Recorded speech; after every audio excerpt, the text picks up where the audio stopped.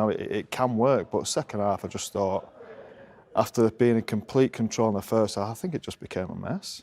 As you say, complete control in the first half, and in the second half, when they know they need to go and get that second goal, not even a single shot on target, Owen.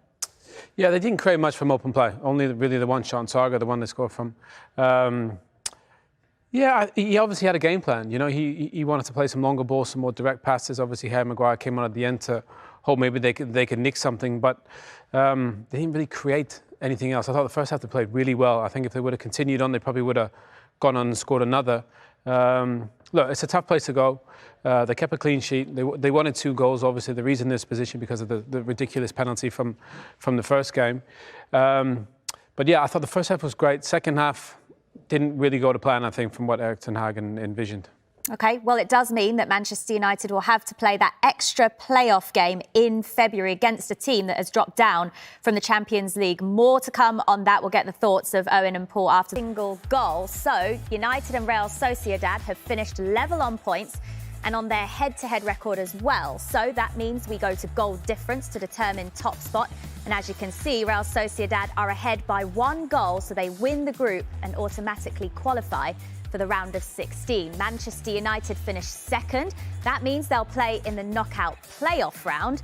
And this is who they could face next. It's going to be one of the teams that finished 3rd place in the Champions League. It makes for exciting games to come for Manchester United up against one of these lot: Ajax, Leverkusen, Barcelona, Sporting, Salzburg, Shakhtar Donetsk, Sevilla or Juventus. So a lot of good teams in there that Manchester United could be facing next. Before we get the thoughts of Owen Hargreaves and Paul Scholes, let's hear from one of the Manchester United squad tonight. They couldn't quite get the job done to finish top of the group. Bruno Fernandes has been talking to Becky Ives.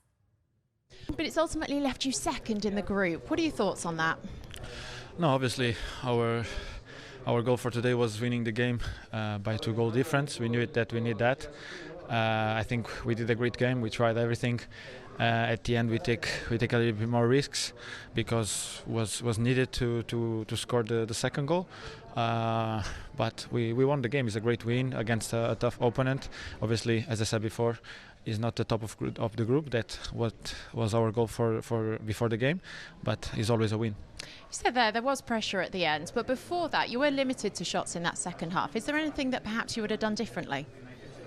No, we knew that we had to take more risks in the second half if we need a goal.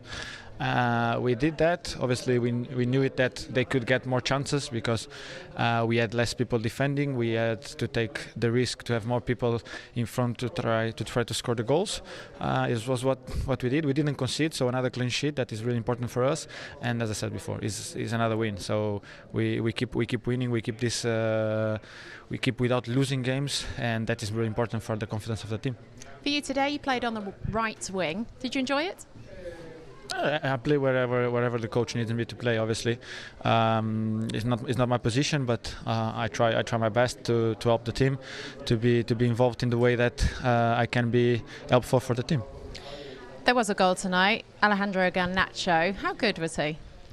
No, he was good, but he knows that we expect a lot from him. Obviously, still really young. He's doing really well. The beginning of the season not at his best. Is in the tour he didn't have the best attitude that he should had, and that's why he didn't get his chances until now. He's getting his chances because he's training better. He's having a different attitude, and he's deserving his chances. Well, look, it is the playoff round for you. Have you paid much attention to the teams that have dropped down from the Champions League before tonight's game? No, we don't need to look at that because, as I said, our main goal was to go first, so we could avoid that. Now we have to play against one of them, but that's no problem for us if we want to win the competition. So we have to find good teams and in any moment of the competition. So as soon or later, we'll be ready for that. Lovely. Bruno, thank you very much. Well, a couple of really interesting comments there from Bruno Fernandes. First of all, what do you make of what he said about Garnacho there and his problems with his attitude? Well, he said that was pre-season, didn't he? So he was obviously a little bit big for his boots. He's kind of saying maybe a little bit above his station. I think he did go with Argentina or someone playing with Messi. So maybe he thought he's coming back and this is me, I'm part of this team. But he's a young lad, he's going to learn. It's obviously his attitude has changed.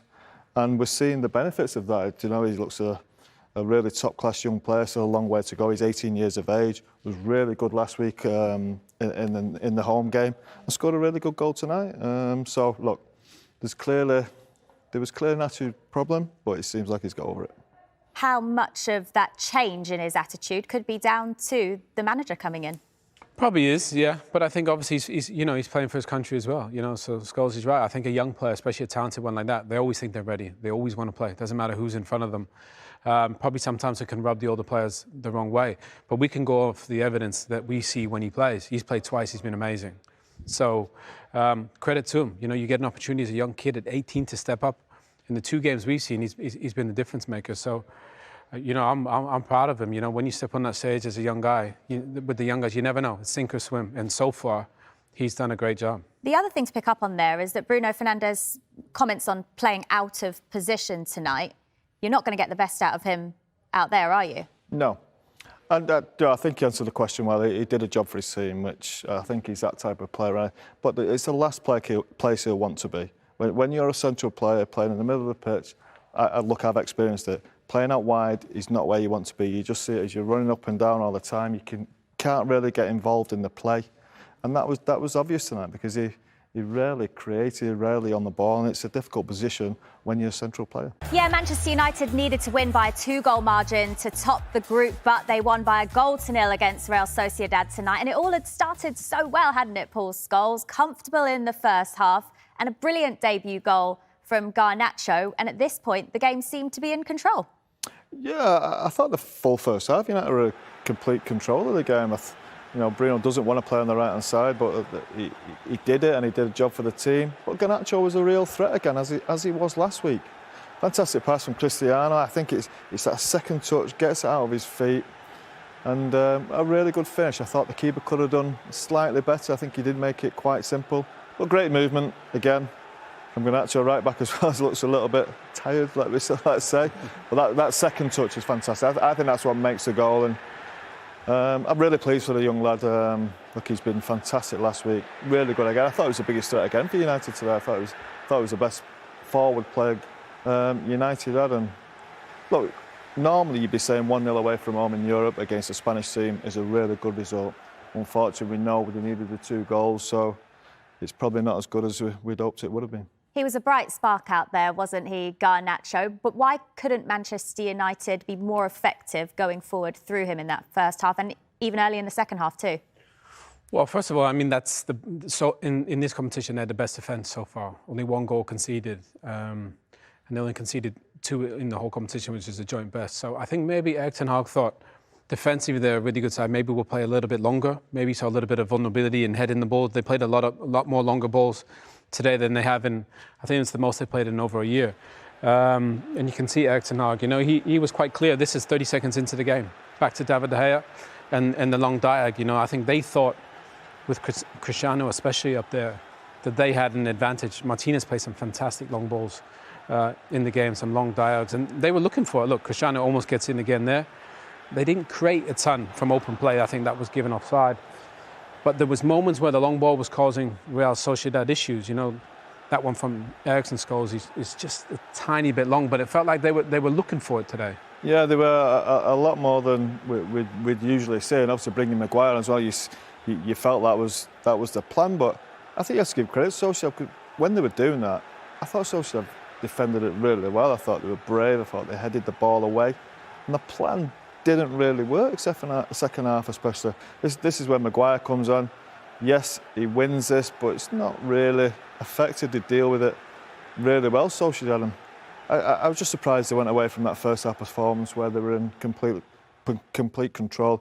He did make subs to try and change it, but it didn't really work. He said before the game, Erick Ten Hag, that he needed to try a different approach. They needed to go for it. He then tried to change things up in the second half. Was that down to the fact that Real Sociedad were dealing with those long balls quite effectively? Well, I think he thought, I'll take a defender off in Lindelof, I'll bring in Scott McTominay. I'll take a midfielder off in Van der Beek and bring on an attacker and Marcus Rashford. So in essence, you could say they're both positive changes because he wanted a goal. He went from a back 4 to a back 3. but they didn't really, felt like the rhythm kind of went. Everybody was in a slightly different position, and they didn't really create much from that point. Obviously, Maguire on at the end was for, get some long balls in, get the ball in the box. But Scholes's right, Real Sociedad defended the box really well. We can see why they've conceded the fewest goals in the competition. And it just fizzled out. We felt like, the first half felt like the second goal would come. Didn't in the second half, it just didn't materialise. OK, well, let's get the thoughts of the Manchester United manager, Erick Ten Hag. He's been talking to Becky. Well, Erick, it was a win, but ultimately not quite enough to achieve the task you wanted tonight. How do you feel? You not always get what you deserve, so is football. When you first leg, you get the penalty. What isn't the penalty? Today we win. So I'm happy with that. I'm happy with some other things like the performance from Garnacho. Donny back in the team. I think we make a really good goal with Garnacho. Some good chances as well, first half. The win from today, but of course we are disappointed. We didn't score 2 goals because that is what we needed. Is Garnacho giving you a nice selection headache going forward? No, we need options, and we have problems there. Anthony not available, Anthony Martial not available, Jadon Sancho not available. So it's thin, but I'm really happy with the performance, and I hope he can keep the process going. He was a threat. He scored a goal. He was reliable defending. So if he can keep this going, I'm really happy. Was his goal the finish of somebody much older than his years, perhaps? The what? The finish of his goal, Yeah. was that of somebody much older than his years? Oh, it was a great finish. That is definitely it. I think it was a great attack over David de Gea, Bruno, Ronnie, and then the switch of play, and then the great finish was really enjoyable. On 60 minutes, you started to make the changes. Tactically, what was your thought process there? Yeah, to bring extra offensive players in, but I think in that moment we were a little bit too rash, too erratic. We didn't work that good on the ball anymore, and so we bring less balls in the box. And when you do this, you need to come in the box, and in that process didn't work well. I think the last 10 minutes we get again the ball in the box, and then we create also a good chance. But yeah, that was the idea. We have to take risk. That is what we did, and then keep the clean sheet very well. So Victor Lindelof wasn't injured or still carrying any of that illness? No. Look, it was a win tonight, and that has meant the momentum carries on because you are 9 unbeaten now. So is it a positive attitude still in the dressing room? Yeah, of course we are disappointed. We won't always be number one, and when we aren't, we are disappointed. But I said you some positives, and also we have to take that from San Sebastian as well. Lovely. Erick, thank you very much. Please. He talks there about the fact they needed to take risks, but he said at times it was too rash, too erratic. When you're forcing it like that sometimes, Paul, in a game, can it sometimes get a bit desperate like that? Is that how it felt? Yeah, well, that's the way it looked. We said in the second half, just looked a bit messy. That there was no real plan. It was just a launch up front and see if we can get onto second balls. It was a little bit League One, League Two-ish for me. Being a little bit disrespectful to them. To your Salford team? Yeah, we're a bit better than that. Yeah, look, there were positive substitutions. Don't get me wrong. Bringing a centre half off is positive for a midfield player. Bringing Marcus on for Donny van der Beek is positive. I just don't think Marcus was in the right position. I thought Bruno on the right hand side could have swapped with easily with Marcus. Bruno was ineffective on the right hand side. You know what, he probably knows he's going to be, and we all know he's going to be, but he's doing the job for the team, probably defensively. Bring him into the middle of the pitch, let Marcus get out wide. It makes you wonder, probably Marcus is carrying something. He probably didn't want him to stretch his legs down the outside, where Marcus is most dangerous. Once it's into the middle of the pitch, Marcus has to take a touch, beat a man, beat 2 men. He's capable, but it's not his best position. Getting Bruno in that position would have been much better, I thought, and it gave the team a little bit better shape. He talked before the game, Erick Ten Hag, about the fact that, there's difficult games coming up. Aston Villa twice on the way, Fulham before the World Cup break, and that's why he didn't start Marcus Rashford. That's what he said before the game. But as Paul says there, do you feel like he got that wrong? Because you look at the injuries, obviously Anthony's not playing, Anthony Martial is out, Jadon Sancho's out. I don't think you could afford to lose Marcus. If maybe there is a little bit of something there, you have to be careful. So I can understand why he did it. And he kept saying yesterday and he said today before the game, he had a plan. And I think that plan was to keep it as it was and maybe Marcus come in the game and get the second goal. he tried. You know, the plan was there. It just didn't materialise. But I just think United are in a good way. You know, to go, Scholes, you mentioned, you go there and you win, you keep a clean sheet. Martinez looked fantastic again today. David made some big save. Casemiro looked great again. Dalot looked good in a back three as well. Luke Shaw, I thought, played fantastic. So there's a lot of positives. They just didn't really create enough going forward like you probably would have anticipated. But Garnacho, again, was fantastic. Yeah, very special night for him. But Manchester United do finish second in the group, which means they do have this extra knockout playoff round to play in February. 2 matches to play on the 16th and the 23rd. Because Manchester United are seeded, it means they get the home game in the second leg. But let's take a look at the teams that they could face. And the draw is coming up on Monday, so Man United will find out their fate then. There's some big teams in here, Paul. Who do you want to avoid? Who do you want to avoid? Look, I think Barca. Look, I loved them to drive. I've said it a few times. I loved them to play against Barca. It just gets the juices flowing, gets the atmosphere going at either ground. I think they're capable of beating them, but Barca on the other end are a really good team. We know that. They're probably the only one who I think you would probably want to avoid as much as I want to play against them. Do you know, I've just got a feeling they're going to get Ajax. Well, it's kind of written, isn't it, Owen? Ten Hag against his old club. Well, I'm not like Scholes. I hope they avoid Barca. Get Barca in the final. Don't want to play Barca because that could be a really hard game. But they're all really good sides, good footballing sides with good managers. Juventus, Sevilla, Shakhtar. I'll be honest, there's no easy ones. Sporting were great in Tottenham's group, so no easy ones. Made it a little bit more difficult than it needed to be. But in the end, I think they're favourite, regardless who they play outside of Barca. Do you echo that? You think United are still favourites to go all the way? Yeah, along with Barcelona, as I keep saying. I think them other teams, United are more than capable of beating them. Sevilla have a great experience. Juventus, obviously, a big club, but struggling. I'd fancy them to beat the rest of them. Barcelona, again, will be tricky, but I'd like to see that game.